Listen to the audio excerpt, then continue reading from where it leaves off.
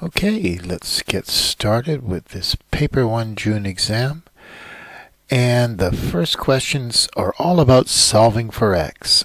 And you have to know that when you're looking at a form like this is factored. And why do we factor equations? So that we can find the roots when they equal 0 here. In fact, if it's factored like this, we have all the answers. But what you're looking for is what would make this whole equation, what would make it equal 0?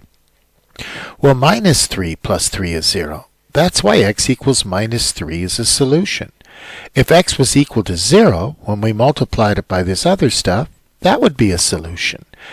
And if x was equal to 7 over 2, you always just take this number, put it over this, and change the sign.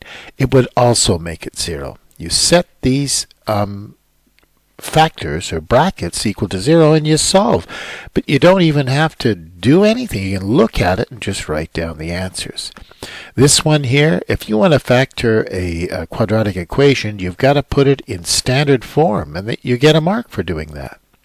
And then you have to factor it. Here it's just a common factor. X times x is x squared. X times minus 6 is minus 6x.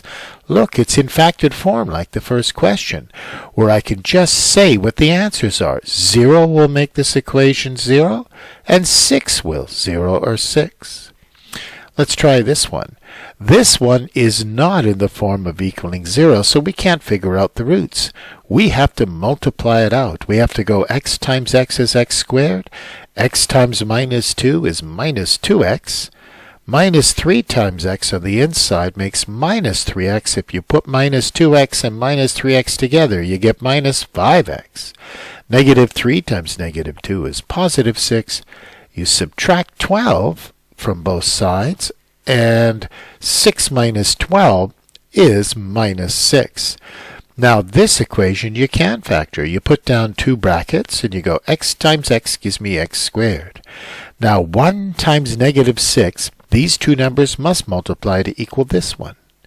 And if you look at it, minus 6x is on the outside, x times, and 1 times x is on the inside. When you put them together, minus 6x and 1x, you get minus 5x. So this factoring actually works. You do FOIL on it, you get back to here. If for some reason you got confused, you can use the quadratic formula every time for a quadratic equation. A is 1, B is minus 5, and C is minus 6. Put it into the quadratic formula, and you'll get minus 1 and 6 out as answers. And, well, let's just stop there for the first video. That's question 1.1.1 to 1.1.3.